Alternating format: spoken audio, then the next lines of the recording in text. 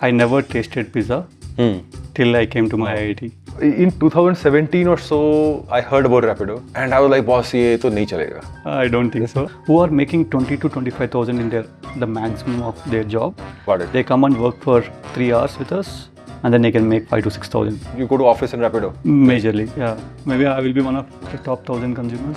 You would be a very popular politician in Hyderabad, I can tell you that. We don't do anything criminally, so We need people like you in profession, boss. Yeah.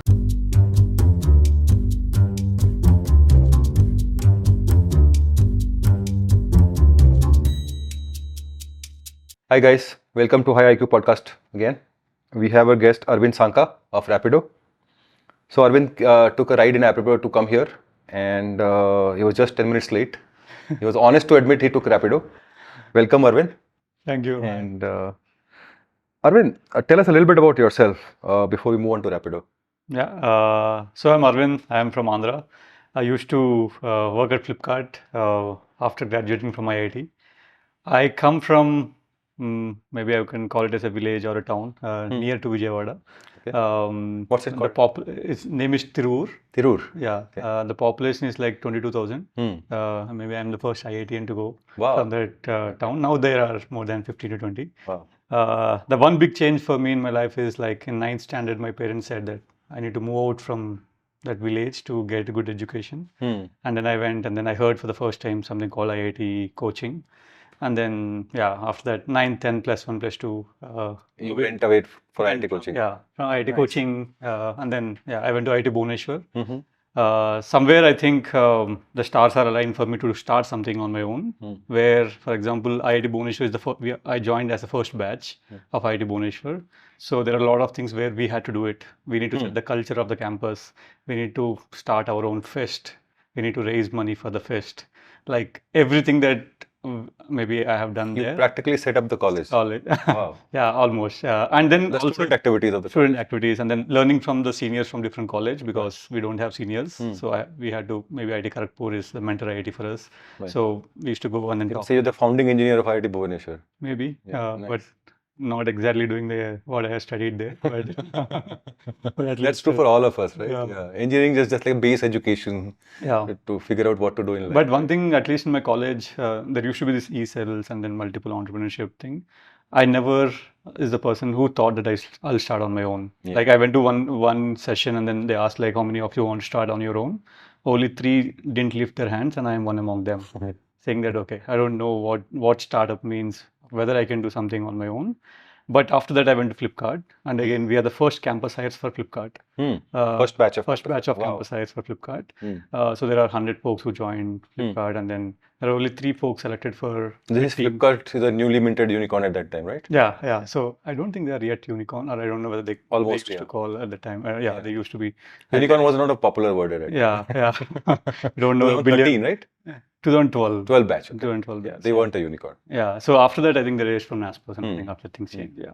So for me, and then I got a huge exposure for what I did at Flipkart. So I was part of a business finance team. So back then, they were building a business finance team, and then there were only 3 or 4 folks, and then we had to take care of all the cost items and revenue items. So in 2 years, I spent on each and every line item of cost and each and every line item of revenue, at least for 4-5 months in that 2-year journey.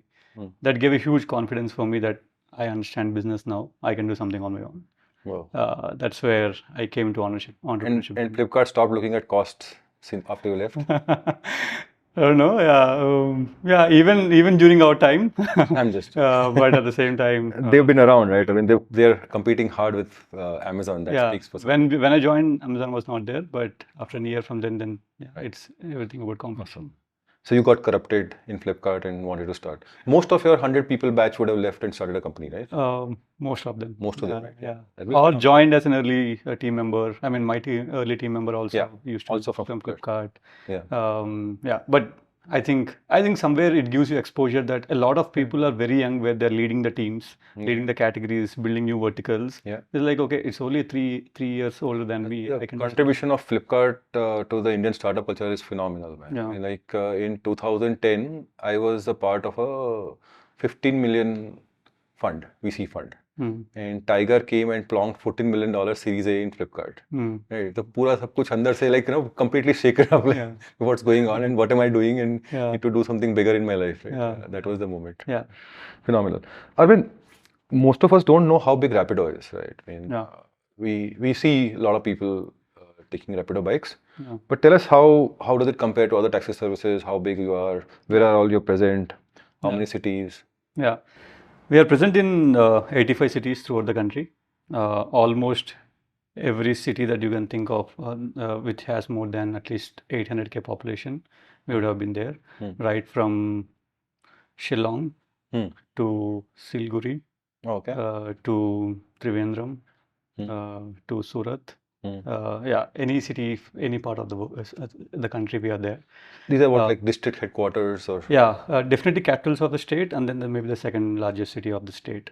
So at least 2 or 3 per state, and then 25 states. So awesome. Closer to 85. Nice. We in the last quarter, we would have done 100 million trips. So every day we move at least 1.1 million customers throughout the city. Daily. Wow. Yeah. So. And how does it compare with, let's say, your peers, Uber, Ola? For all the categories together, they do closer to 40 million orders. We do around 31 million orders. In a month? In a month. Wow. When competition is 2 plus 3 plus 4, 2-wheeler, 3-wheeler, 4-wheeler, and we do 2-wheeler and 3-wheeler. Right. But the big part is in the cities where we are present, bike taxis has already crossed the number of orders more than 4-wheeler. And more than 3-wheelers. Bike taxi already the biggest category. Wherever you're present. Wherever we are present, wow. Or wherever in general category, because we are the category. Wherever we are there, the category is there. So from that point of view, the 2-wheelers have already crossed that in the number of orders or trips point of view. In our largest city, we do more number of orders than Ola plus Uber. Wow. In the 4-wheeler. Which is that one? This is Hyderabad. Hyderabad. Yeah. Wow. Okay. Home state. There's something special. Advantage. What advantage? We just understand the market. It's just that we launched it much. We launched in 2017 compared to one of the first cities. Earliest launches.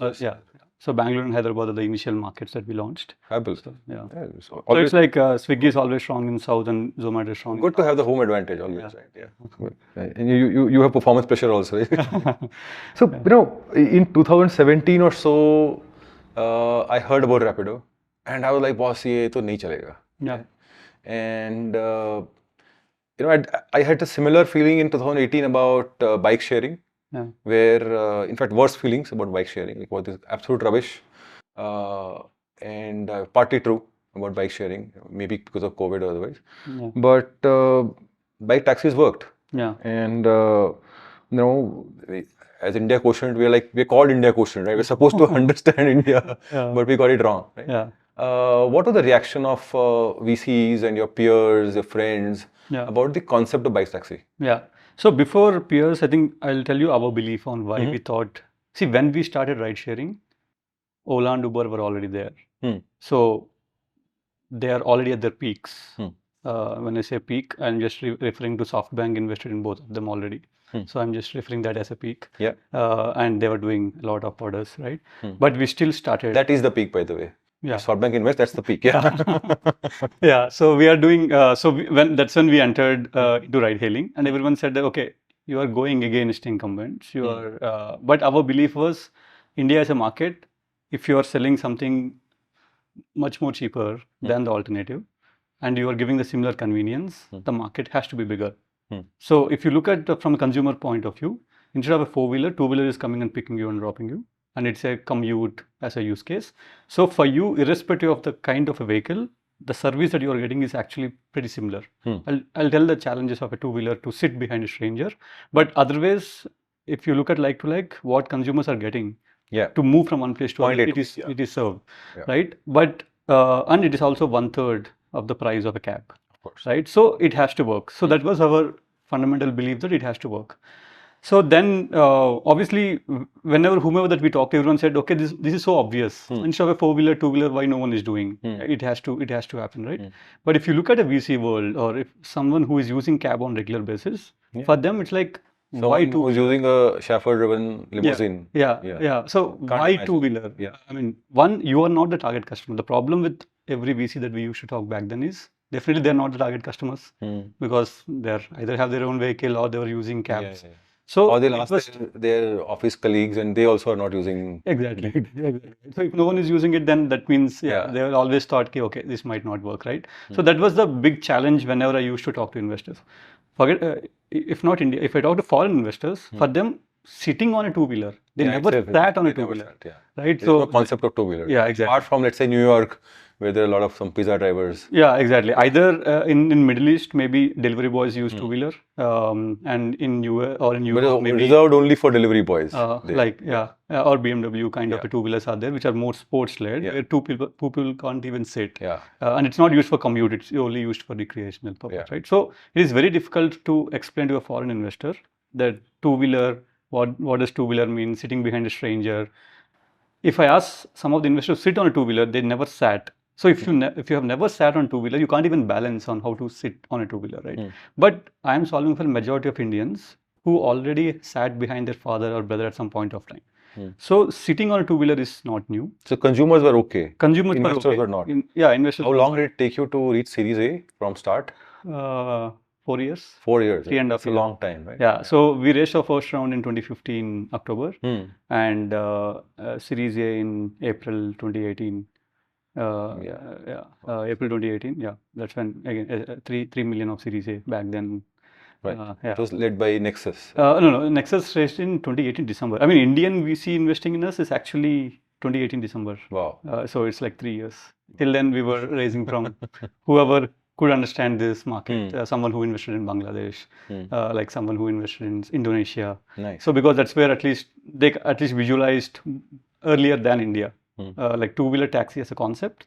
That could have worked to your advantage, right? Because the incumbents also never thought. Really, they didn't give a really very serious try to bike taxis. It's not. When we started in October, we started on maybe Friday. Saturday, competition has launched. Oh, okay. So it's just one day the competition took to launch. Investors are right in that they said it's just an icon in the app. They can just launch it whenever they can. But they have seen it as an icon in the app. That's the problem. Right? So they never thought that what to do on why a two-wheeler is different from four-wheeler. Or if you're building a category where both sides of marketplace are first time coming into this category, it requires a different kind of category building. Because there are no existing drivers, right? I mean, two-wheeler, we don't even call our drivers as drivers. We call them captains. With the philosophy of, I don't think they're drivers. So they are someone who want to make extra money. Like majority of our drivers or our captains work on part-time. And this is as an extra income for them. Right. And this is a culture of Western markets. If you look at a lot of my friends who go to US and study, and also who study there, they work in Walmart, they work in Domino's, but you don't see that culture in India. India never had that culture of gig work, right? It was sort of looked down upon. Yeah, exactly. So one of our our thesis was this. I mean, if you look at how Western markets have called gig and how Indian companies are calling gig, here we call them. Majority of the companies call them gig more from an employer to employee relationship, but not actual gig. It's not that they can work whenever they want. They can make money on their. The flexibility is not there. That flexibility as a concept is not there. All our products are built in such a way that there is a flexibility at the center of the captain life. Like they can come whenever they want. They can log in wherever they want. They make enough money irrespective of the time of the day that they come in. So, and it's just not a metro phenomena. We are also in tier 2, tier 3. Like 35% of our orders come from non-top 5 metropolitan cities. Right. And is that number going to go higher? Definitely yes, in the long run. But see, mobility is always skewed to the population. It's about distance also. Right? Yeah, exactly. So the population has to be there. There has to be more people commuting. Wherever they commute, that's where you do. No, I in general, I'm very curious about 35% of your numbers coming from outside top cities, because India is a two-wheeler country, right? I mean, the general assumption one makes is that most people who can afford to take a bike taxi ride will also be able to afford, by and large, to buy a two-wheeler. Yeah. for their daily commute if they have to make a commute. And I mean, India sort of started producing like what at peak we were selling 20 million vehicles, two-wheelers, and it's sort of tapered off of late, and it's again picking up now. But are there people who want to take a bike taxi in small towns also, but won't have their own two-wheeler? What's that use case? Yeah, see, before that, I'll tell you broadly at a global level, take Indonesia, which is where bike taxi is the prominent mode of transport. Yes. Indonesia used to sell 8 million two-wheelers every year. Right now, it's somewhere closer to 6 million. The population is 250 million or 300 million, and our population is 1.1 million. So if you look at our 20 million, out of which only 16 million is in domestic, just 4 million is exports. But still, Indonesia used to have like 6 to 7 million two-wheeler sales. Just in Jakarta, they do 4 to 5 million orders per day, just in one city. Okay. Right. Bike taxis per day. Only on bike taxi. Right. So the whole city vehicle ownership is around with bike taxis. Vehicle ownership is nothing to do with the ride sharing opportunity. Okay. Because a lot of consumers, for example, take us, we would have used bike taxis or autos or cabs in the last one month. It's not that we don't have vehicle. There are some use cases where we just don't want to drive. Okay. Or there are some places where we just don't want to drive. With parking issues. Parking, or I want to go to a bus stop and then going somewhere. I'm going to a metro and then either the first or last mile has to be served by someone. Or I'm going on Friday night to a party and then coming back, I don't want to drive. Or I'm going to my hometown and going to a bus stop. So while I'm coming back, say Friday nights and Monday mornings are peak for us. It's just because people are either going to their nearest hometown or they're going to parties, etc. Right? So vehicle ownership maybe is a proxy. To just say that, okay, the commute happens, but there is other thing in terms of the use case is what it drives for people to use ride sharing than replacing their vehicle ownership. Globally, even take Uber US, the average quarter rides, the consumer uses 10 times a quarter. And in US, almost every household has 2 cars. Yes. Right. But still consumer use 10 times a quarter. Right. So I think, and hence I would say, whoever are using Rapido, 35 to 40% of the customers already have their own vehicle. Yeah, no, funded clear. Yeah, so they still use ride sharing. Yeah. We talked about people doing genuine, flexible gig work with you, right? Yeah. I want to understand who are these people? Yeah. Right? What's their profile? Are they like, people on the bench of IT giants, or are they like, government servants who have spare time? Or are they people who actually have a full-time job and are putting in few hours? Are these people who have their own vehicles? And how much do they make every month in addition? What would be their primary income? What would be the income through you? Yeah, sure. I would say majority of our captains are either underemployed or unemployed. Okay. When I say underemployed, minimum wages in India is anywhere closer to 10,000 to 14,000 rupees per month. Yes. So if you look at, take a security guard who makes around 13,000 to 14,000 rupees a month. If you look at his salary after 5 years or 6 years, he just get replaced from one company to other company. Similar. His salary will not increase. Right. So it's just because he doesn't have a skill to increase his income. And that is the biggest part of the country. Take mechanics, take security guards, or anyone who do this. Blue collar, that's how it is. So for them to do any extra job because they don't have skill, it becomes very difficult to increase their income level. And that's where Rapido is the biggest part of their life, where the only skill that is required for you is how to run a smartphone and how to run a bike, which are more or less an essential needs of maybe any average Indian, right? So that is the biggest profile of our captains. They are like 20% of them are students where they are studying, and they use us literally in the evenings. Like, I mean, colleges are done after 2 o'clock. They have a bike and they have spare time. They have a bike, they have spare time. Anyone who has bike and spare time are our target customers or target captains. Like students are one, and then like any blue collar employee or even school teachers. Also work with us, like admins, office boys, and also think about anyone who is in government as well, like a clerk working somewhere, typist working somewhere, right? So all of these who are making 20 to 25,000 in the maximum of their job, they come and work for 3 hours with us, and then they can make 5 to 6,000. Wow. So imagine 3 hours of work every day. every day, Wow. 25% more than what you are making, Hmm. and you just work for 3 hours instead Right. of you are working for 10 hours or 11 hours in Got your it. day job. Got it.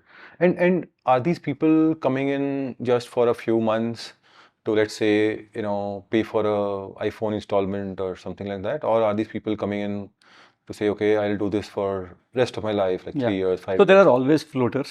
Everyone think that this is easy to Hmm. work, and then so you just come and figure out that this is not for you. Hmm. But someone who's eager to make money, Mhm. they generally are here for much more longer. Right. Like if someone, there are also people who just work on Friday for going to a movie on Saturday. Right. There are also those kind of people, but majority of them are someone who genuinely need those additional 6,000 rupees to improve their lifestyle. Right.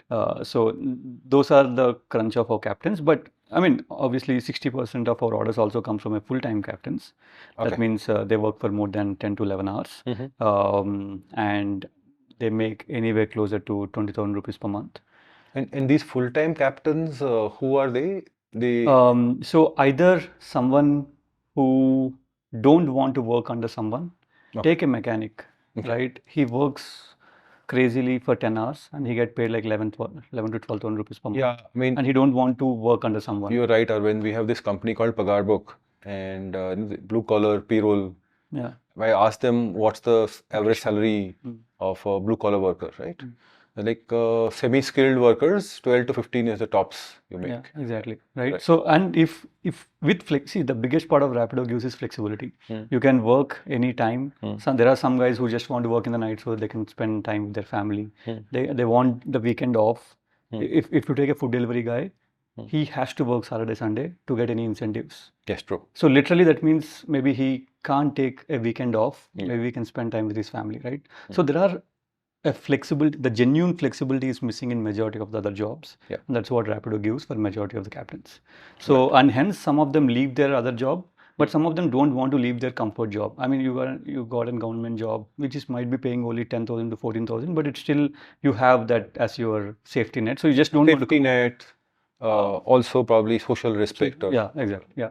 Arvind, I also want to talk about, this whole category of people, Uber drivers, right? Beauty therapists who do urban clap, Rapido captains. Yeah. All of these people, even when they are doing gig work with you, they are still by and large earning more than 20,000 rupees a month. Right? Yeah. Now, as a category of people, the incomes are comparable to, let's say, entry-level IT BPO work, right? Very comparable. But we don't normally call this as a major category. Right? Yeah. Most startups want to deliver food to the IT BPO workers, but they don't want to build a product for the captains, right? Yeah. Or for the Uber drivers or for the beauty therapists. Yeah. What do you think can be built for these people? You work with them. Yeah. What are their needs? Yeah. Of course, they don't want food delivery, right? Yeah. On their desk. Yeah. But what would they like? What startup ideas can we have to serve these people? Yeah. See, I think it's not that they're not willing to work more. I mean, they are willing to work more for sure, but the challenge is they don't have the skills required to go to the next level. Okay. I mean, as a delivery boy or as a Rapido captain, maybe you can increase your earnings from 20,000 to, if you are maybe experienced on how do you know how to behave with the customer, where to go on stand. There are some things. So you can 10-20% extra. Yeah, exactly right. So, but if you want to go to the leagues of 30,000-40,000 rupees, it is very difficult. Maybe you give off your two-wheeler and buy a three-wheeler. From 20,000 it goes to 26,000. You give off three-wheeler and go to four-wheeler, maybe it goes to a 30,000. But that's it, right? So there is a lot, I think, where they can be upskilled or they have to be upskilled, because this is not a job for lifetime. We see a drivers or this kind of profile, maybe 2 years, 3 years is a good spot, but beyond that, it is very difficult. So I think difficult in terms because difficult from earnings. Yeah, it is not. I mean, as you get stagnant earnings. Yeah. Maybe your wife has to start working. So then the combination of 30,000 plus 30,000, 60,000, it might make sense. So there is a lot of other things that has to add up.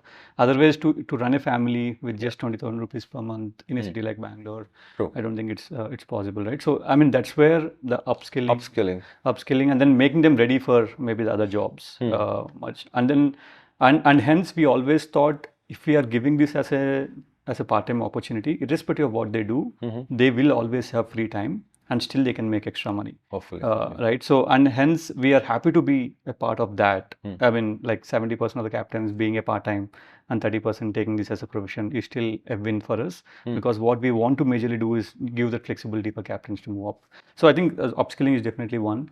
And I think a lot of companies right now are doing their financial services for these captains. Lending, savings. Lending, saving. Yeah. So these, I mean, I would say they really want to save. Even though they are saving only 50 rupees or 100 rupees per day, it's still a lot for them, right? But what do they save? Maybe FDs, or I don't even know. They can do better. They can do a better job on that front. I think lending is always tough for them because, but there is an opportunity, I would definitely say. And the people who have a gig income and a low paying but permanent job, good. So there are some challenges on these gig platforms, right? For example, it's not a formal income. I mean, for example, take a auto rickshaw driver or a bike driver or cab driver. Their earnings are majorly through cash, or sometimes through non-company paying to them, or just customer directly paying to them. It's so not banks formally documented. Now banks doesn't even know where he got that money from. So there are, so someone has to see them as a gig, and then have the history of how frequently they are coming to a gig, how many hours they're actually spending it, how the rating that they're getting from the customer. So something else apart from just their income P&L point of view, right? So something on financial services might. So we like this segment. We've just recently invested in a company called Quotient, which is doing group lending to blue collar workers. And group lending is a good phenomenon to sort of reduce our risk, NPA because of temporary fluctuation in their life. I like the way you see your captains, Aravind. The passion, the commitment, the concern. Like you're very specific about giving flexibility to them. And your first reaction was that these people need to get upskilled. They need to move on after a few years of work. You're not defending, saying, no, this is the best career. The other mistake the companies in this market do is 75 to 80% of our team works on captains. Only 20% of them actually thinks on what to build for customers. Wow. It's just because one thing that we realize from a consumer point of view is if you can give the best ETA and at the best price, nothing else matters from the consumer. But the biggest impact is on the captain. People think us as a more of a transport company, but the big thing that we do is actually creating employment. So the captain is your customer. And in last 1 month, we have 1 million drivers who made at least 100 rupees on our platform. 1 million drivers. Wow. Tell me a company who can give earnings for more than 1 million drivers, right? I agree. So I think that is the big part of what we do. It's just that it just doesn't come out because it's not, people don't see it as a maybe fancy. It's a category. So that is a big part of maybe the impact. I mean, one of the reasons for us to start entrepreneurship is to see the impact that we are creating. When I'm starting, when we thought about ideas, for us, for me and my founders, entrepreneurship is a choice that we made, that I want to do something on my own. Then I had an idea that I wanted to solve that idea. We never had that. We just came out and then looked into ideas. In that ideas, we never thought of building a SaaS tool. We never thought of building a tool where someone will save their time on number of clicks they do.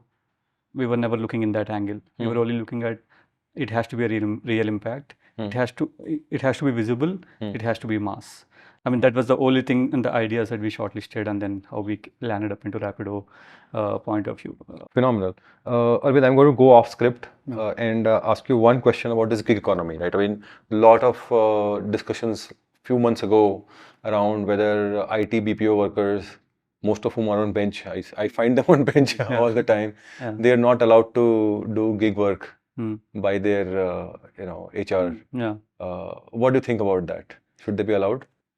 See, I don't want to compare at a time working in two companies. I mean, like you have dedicated your life maybe 8 hours to one company. In that time, do you want to do something else or not? Maybe I don't want to comment on that.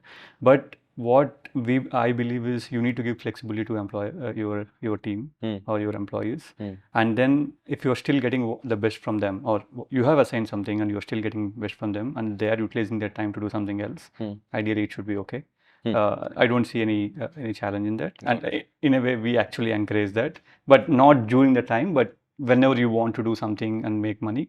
So let's say after office hours, if your techies are doing some gig work, you're okay with it? Yeah, completely. It is definitely going to add something to them. which might actually help me as well. I agree. That's a good way to look at it, right? But instead of people, doing the regular mundane job, they are going out and acquiring a new skill.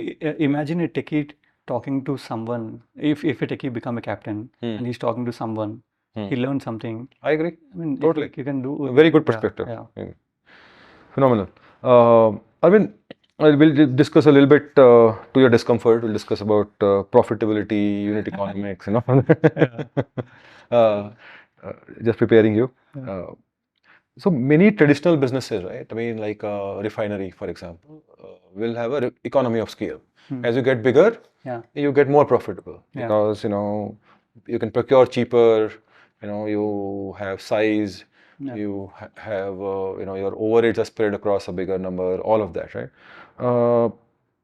In this business, in Rapido, do you see that happening as an economy of scale, or is it that every new captain is a tougher one to get, every new customer is a tougher one to get, more expensive, which is what you've seen in many other platforms where you try to expand, it becomes more expensive to expand, right? How's the experience and what do you think it will be as you grow? I would say there are definitely a network effect in this business. Network effect, I mean, is the driver does more number of orders every hour now compared to 2 years back. Okay. There are more organic downloads now compared to 2 years back from the customer and also for driver. Wow. So see, the way that we have built the business from a P&L point of view also is, we know a driver needs to make certain amount of money per hour. Our sweet spot is, after all his cost, if he can make 70 to 75 rupees per hour, then it is almost double to a minimum wages in the country.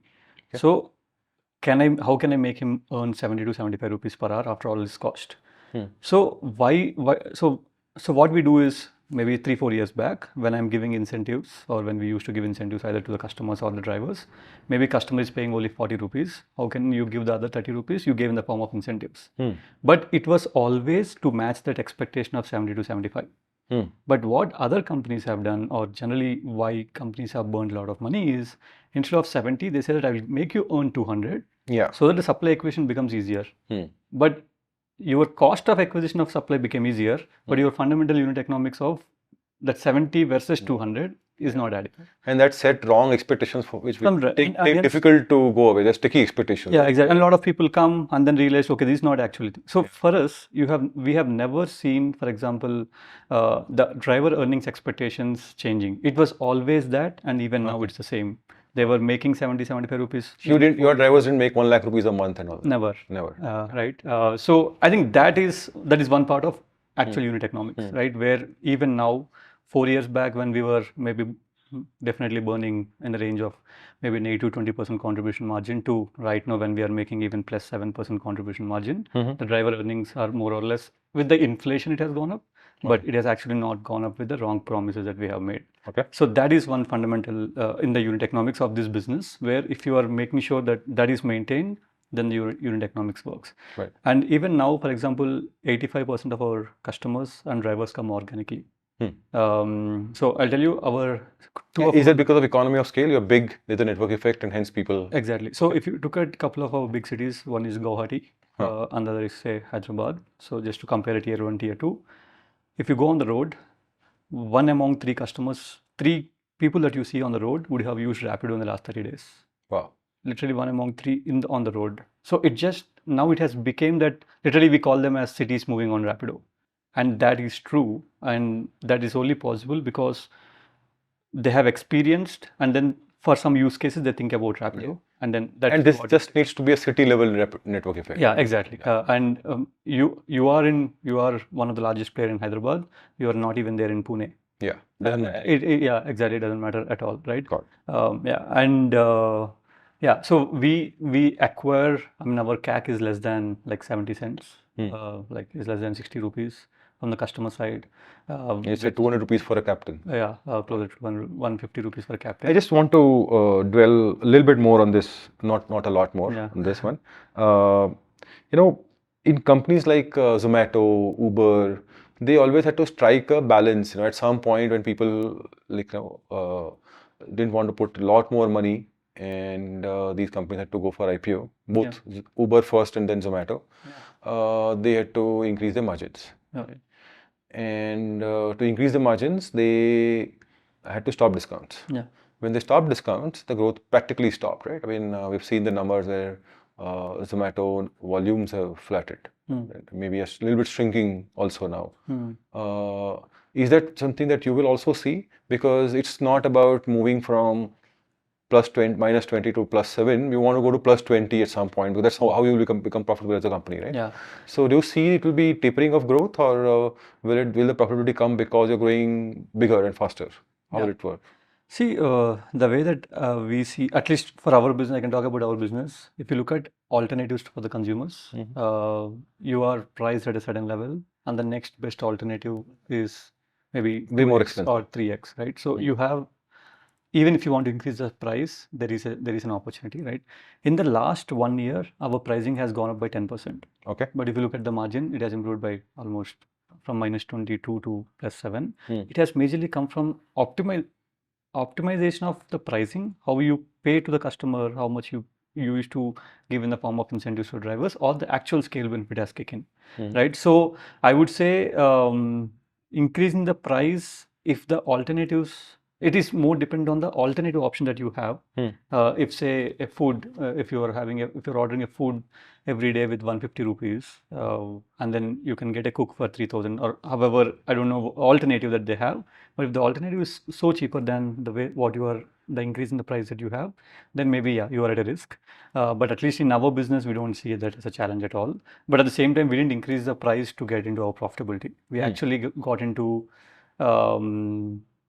more utilization of our captains. And from customer point of view, yes, we got better at pricing. Maybe Got it. 3 years back, we doesn't even used to have a data science and data team. I mean, in the last 2 years, we invested heavily on how we need to do price, what are signals that we can get to make sure the pricing is, it has to be affordable, at the same time, it has to be fair to the both sides of marketplace. So I think those are some things which capabilities that we have built over time, but it didn't come with, we didn't increase the price by 30% to get the margin benefit of 30%. Got it. Very interesting. Tell us a little bit about, you talked about data science, right? Tell a little bit more about what's the tech stack, right, that has really helped you function better. Yeah. Right? Also, what other technology changes around you have helped you? Right? For example, let's say UPI would have made payment easier. So what are the other external environmental technology changes in India that have helped you? Plus, what else are you doing as internal initiatives to work on improving things and profitability? Yeah. So, so there are 3 core parts of any ride-sharing business. One is the matching. Like there is a customer, there is a captain. Sometimes not always the nearest guy is your best guy. Okay. So a lot of times, when we started for almost for 4 years, the nearest guy is the best guy. Someone is just standing beside you, 100 meters, is always the best guy to match the marketplace. But someone might be just waiting 300 meters away.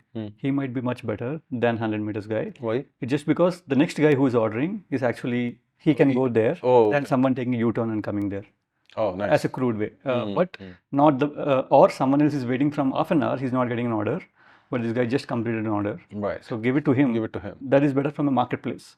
For a consumer, 2 minutes versus 3 minutes versus 4 minutes doesn't matter. Got it. If it is within 4 minutes, he's actually fine. And again, you are optimizing for both captains and customers. Yeah, both sides. If you look at both sides of marketplace, right, what is good for marketplace, I'm exactly talking about. So that is the biggest learning or biggest investment that we have made in terms of matching the right guy to the right customer to the right captain.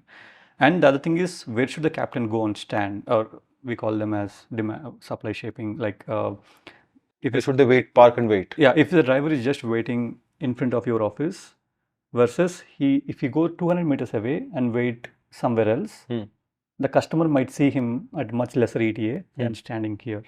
So we are asking the driver, instead of waiting here, go to maybe 100 meters away or take a U-turn and go to that side of the road. It is the probability of you getting an order is much higher. So here, if you look at this, we are doing it for 2 reasons. One, customer side, if you open an app, getting a vehicle within 4 minutes, the chances of he booking is much higher than if I show him a 6 minute or 7 minute. So I need to make sure that guy goes near to the customer. So Waits near the customer. Waits near the customer, right? So what all this something is something we call as matching algorithms that we build internally. That thing is pricing. So the biggest thing that we work on is like what is the right price. Yeah, because there's sometimes you have to do surge because the other side of marketplace is getting impacted because of rain or traffic or something. So how do you price the consumer in the right way? That is the other part of thing. And a lot of things that we also do is on optimizing the cloud. See, imagine from a cloud point of view, if you are serving a four-wheeler or a two-wheeler, the cloud cost is same, doesn't matter, right? So, but you have to be optimized just because it doesn't.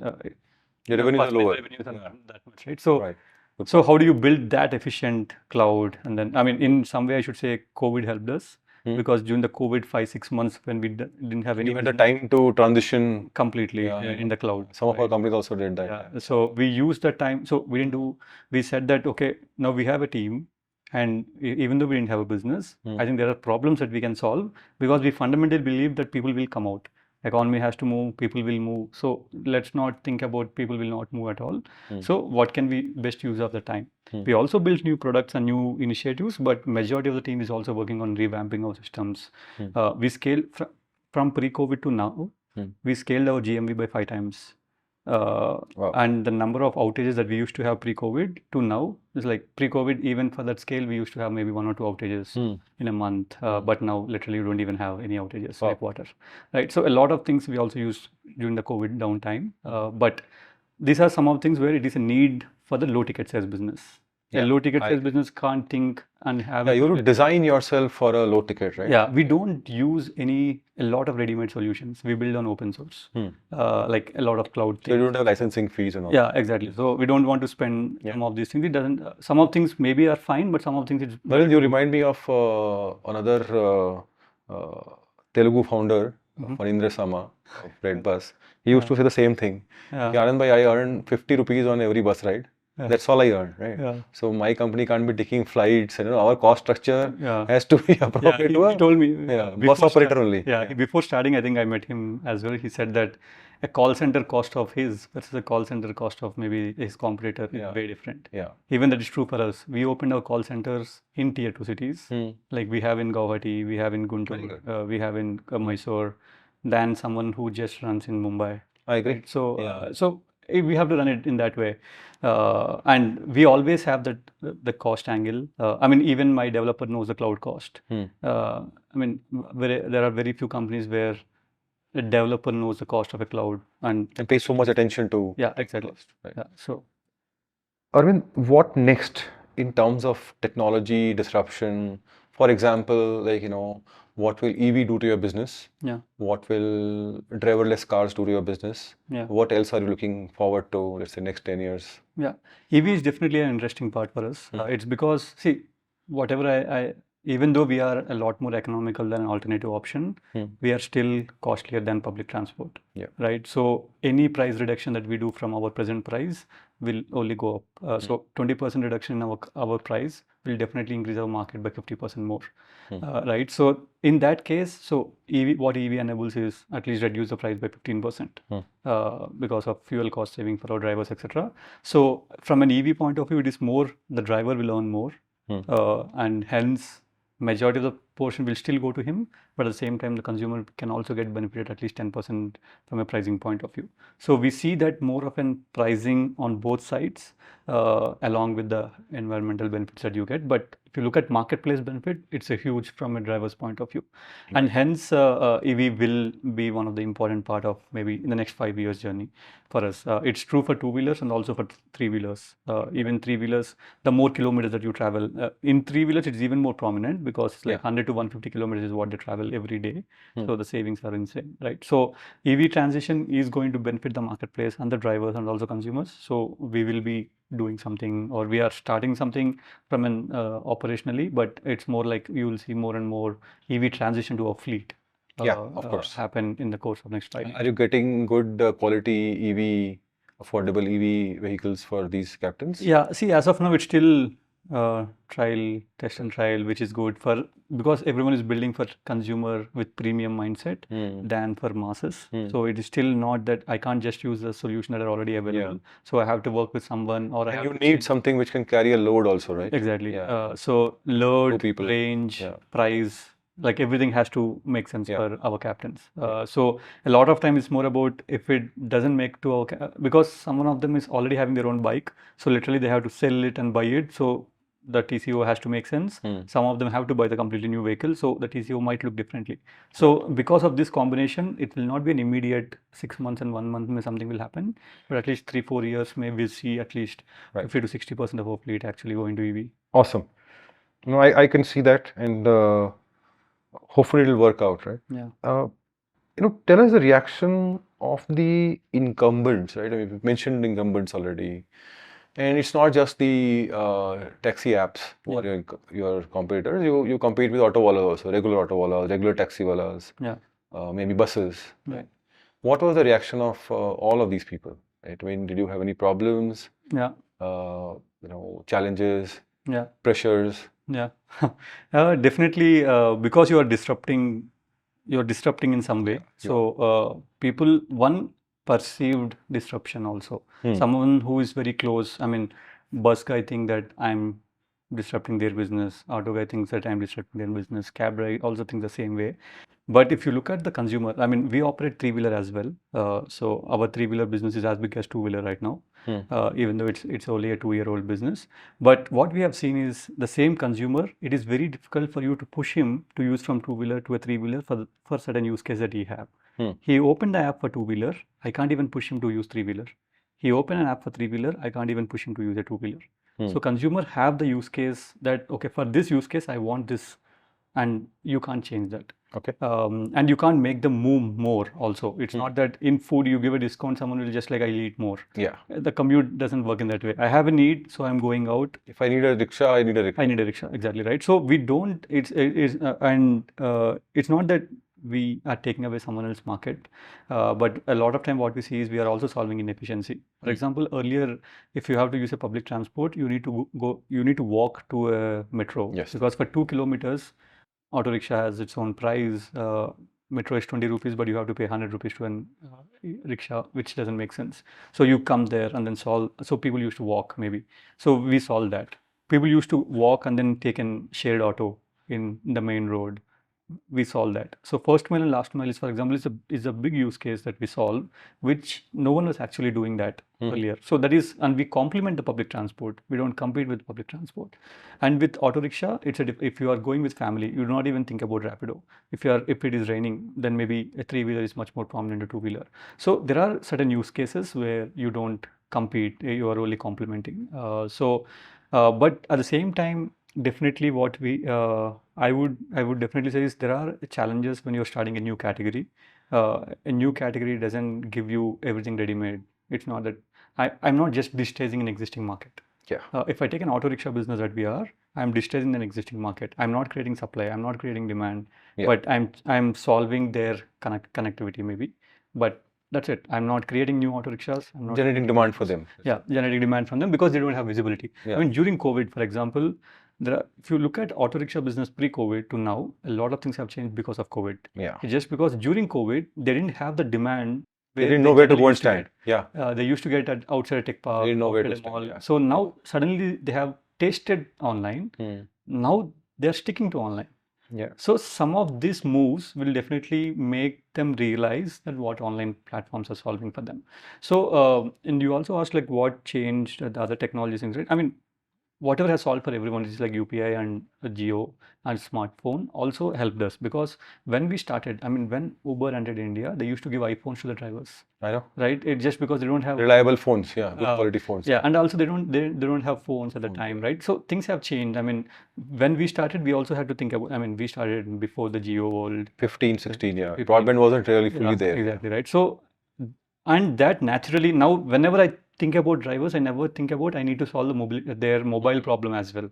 I only think about, okay, at least bike, I have to do something, but I never think about mobile. I never And they think know about how to bike. use an app. They know all that, right? Yeah, and payments also. I need I need to transfer the money to their bank account. So I don't even think of solving their bank account. I need to make them open, etc. But back then, when I was in Flipkart, the delivery boys, we used to open bank accounts for them, right? So all those things were now someone else is solving for that. And which is why gig economy works much better now, Yeah, much efficient. exactly. Yeah. with So the now people spending- payments is like, for example, we do an instant payment. Yeah. Don't even wait for a week or a month to Yeah. deliver.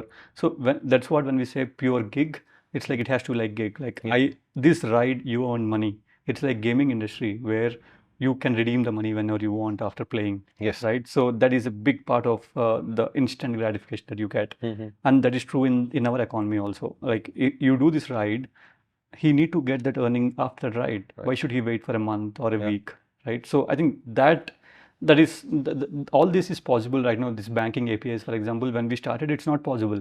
We had to do that batch upload for a week or a month, Right. but then all these are available now. So Yeah. a lot of these changes also made the trust on online platforms for gig to trust a Rapido.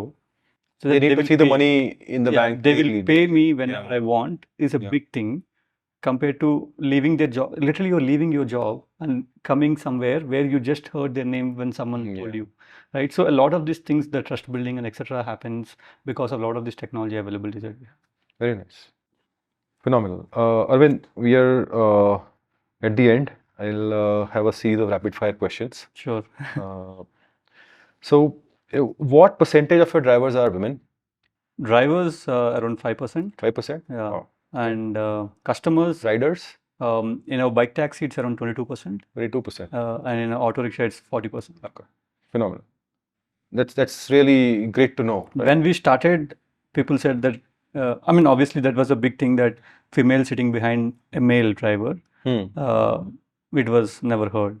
And it is only possible, one, because of the confidence that they have on the platform, a lot of security things that we do, safety thing that we do to make sure that they feel comfortable, and the sheer marketplace benefit. Yeah, you may say so, Arvind, but I think it's more because the other alternatives don't really work. A lot of time it's about that If there is a the natural cab doesn't arrive, then you have no option. yeah, it's a combination of service plus price. Move back to the rapid fire. What is the maximum fare anybody has paid on your ride? Like single largest ride somebody took? Maybe 35 kilometers into 10, somewhere 350. 350 bucks? Yeah, Oh, okay. on bike taxi. Auto rickshaw is like, I myself paid 35 is not very big. It will be from here to the airport, for example. Less than that, right? Yeah. Okay. Awesome. Did you guys have any criminal cases? We don't do anything criminally, so no. Okay. Which is the highest city in the country you are present in? It's Hyderabad. Hyderabad. And Biggest city? 25% of the population move on Rapido. Wow. Okay. In terms of altitude, like Shimla is the highest city? Or? Shillong. Shillong. Yeah. Shillong, Guwahati. Yeah. Guwahati. Shillong will be probably higher altitude. Okay. Awesome. How often do you ride Rapido yourself? Like you came here today in Rapido, of course. Yeah. Maybe I will be one of the top 1,000 consumers. Wow. Okay. Rapido. Yeah. Practically. Oh, you go to office in Rapido? Majorly. Wow. Okay. Have you driven Rapido? Used to drive? Yeah. Wow. I mean, now, for example, my team drives every week. Okay. Like literally. Everybody has to drive once a week. Yeah. Wow. Nice. It's a even more newer thing that we are introduced, but everyone has to drive. And how soon do we see Rapido electric bikes?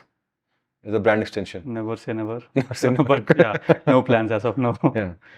No, it's always have to good to have a goalpost to shift to, right? Yeah. Which part of your role do you want to keep doing forever? Like, okay, this role I enjoy, I'll not give it to somebody else. This I'll do myself.